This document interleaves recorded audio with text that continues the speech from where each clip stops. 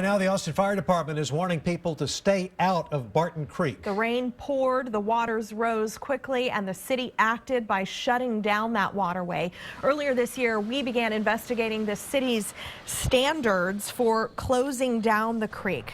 3 people died while it remained open. We also discovered the decision to ban people from the creek is separate from closing the Greenbelt that surrounds it.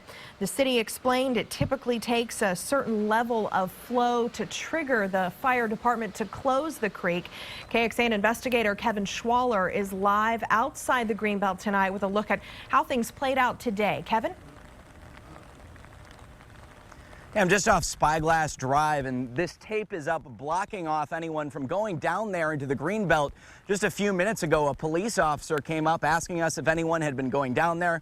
We hadn't seen anyone recently. Now, the fire department followed those standards you talked about. Once the flow got to a certain threshold, the fire chief issued that ban for the waterway down here.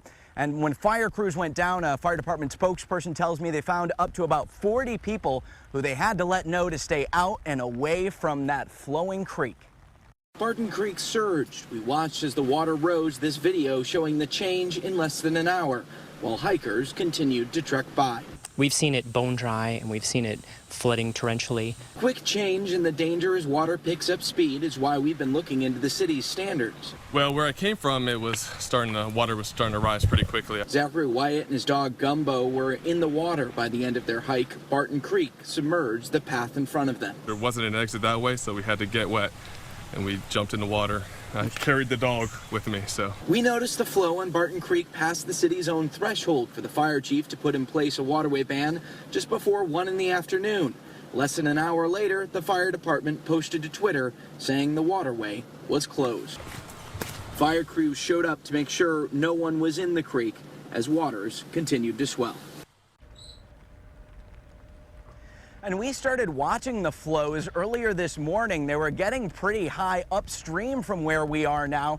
And so we were able to kind of watch as those picked up throughout the day. We asked the fire department if it does the same thing, and if so, if it would ever preemptively close down the creek.